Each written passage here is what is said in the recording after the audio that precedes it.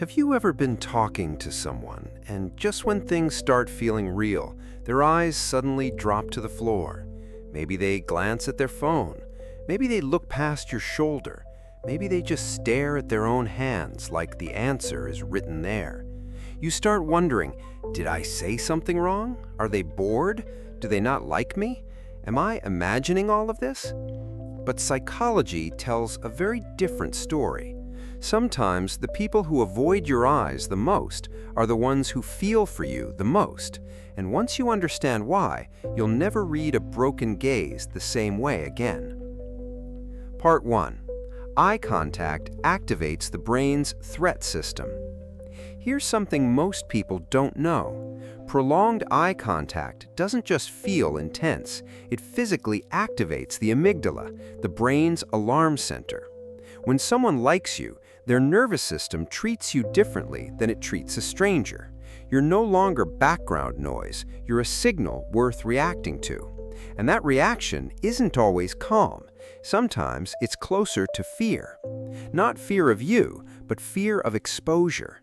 Their brain says, if I keep looking, they'll see everything I'm feeling. So instinct takes over, and the eyes drop first. This isn't a conscious decision. It happens faster than thought, which is exactly why it feels so involuntary to the person experiencing it. Part 2.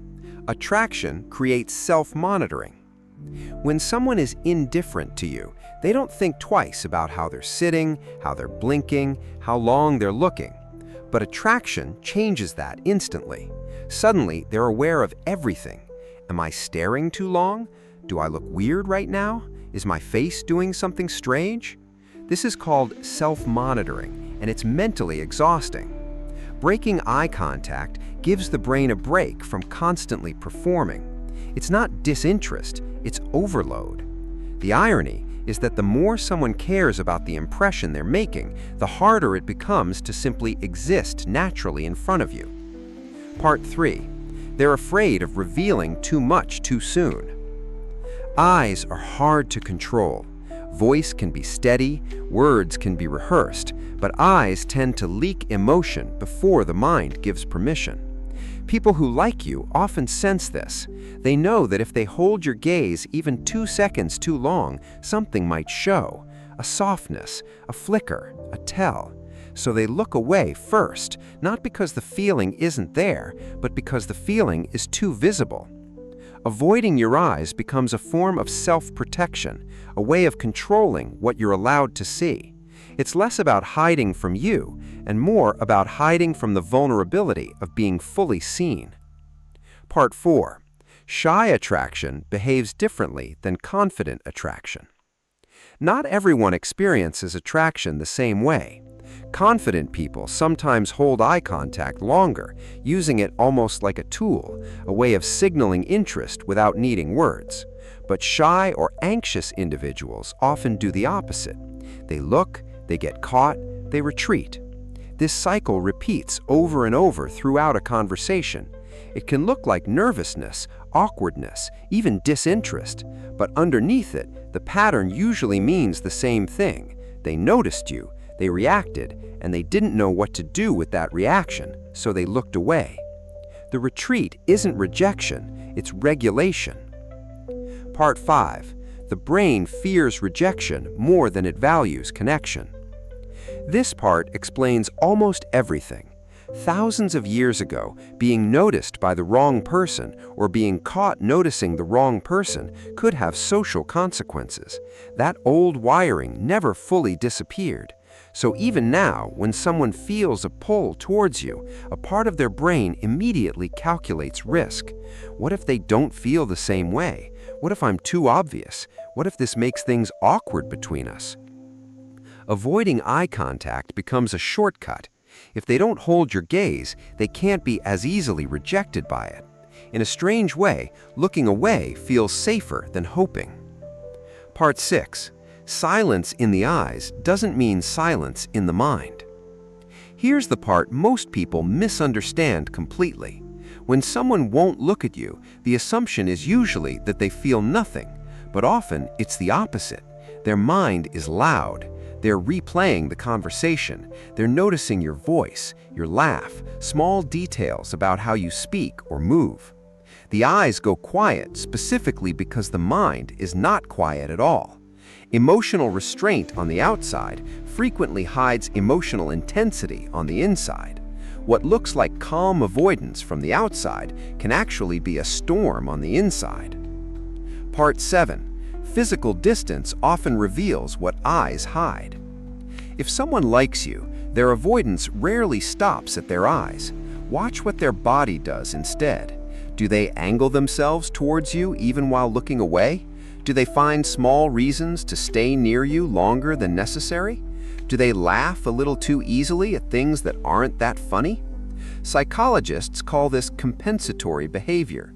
When the eyes retreat, the rest of the body sometimes moves closer, almost as if trying to balance out the emotional distance the eyes created. The body often tells the truth, the eyes are too afraid to confirm. Part 8. Repetition matters more than a single glance. One moment of dodged eye contact means very little on its own. Maybe they were tired, maybe they were distracted, maybe the timing was simply off. But repetition tells a different story. If someone consistently looks away the moment eye contact becomes personal, again and again, across different conversations and different settings, that pattern is rarely random. Isolated behavior is noise, repeated behavior is signal. The more consistent the pattern, the less likely it is to be coincidence. Part 9. Overthinking eyes can create a cycle that ends connection early. This is where most people accidentally sabotage what could have been something real. When someone avoids eye contact, the natural human reaction is to interpret it as rejection, so you pull back too. You stop initiating, you stop holding their gaze in return, which means two people who actually like each other end up avoiding each other entirely, both convinced the other one isn't interested, both waiting for a signal that never comes because both are too afraid to send it first. Understanding this pattern is powerful because it lets you recognize what's actually happening instead of reacting to a false conclusion. Part 10. Confidence doesn't remove the fear, it just hides it better. Even people who appear composed on the outside can experience this internally. A confident tone of voice, a relaxed posture, a calm smile, none of that guarantees comfort with direct eye contact. Confidence is often a controlled performance layered on top of the same underlying nervousness everyone feels. So, even someone who seems entirely put together might still glance away the instant the conversation turns personal. The performance and the internal experience aren't always the same thing. Sometimes the most composed people are working the hardest just to hold themselves together. Context changes what avoidance actually means. Not every situation carries the same emotional weight. Someone might avoid eye contact during a stressful moment, a busy environment, or a distracted mindset that has nothing to do with you at all. That's why psychologists emphasize looking at context alongside behavior. Does the avoidance happen specifically when the conversation becomes personal?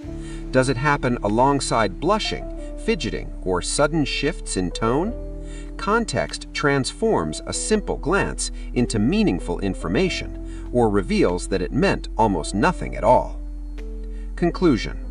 So the next time someone can't quite hold your gaze, don't automatically assume disinterest. Psychology paints a much more complicated picture. Sometimes it's fear, sometimes it's overwhelm, sometimes the brain is trying to protect something it hasn't figured out how to say yet. Eyes reveal truth, but sometimes the most honest thing they can do is look away first. And understanding that changes the way you see every quiet moment between two people who might be feeling far more than they're showing. If you enjoy uncovering the psychology behind everyday behavior, subscribe to Silent Mind for more videos that help you understand people and yourself on a deeper level.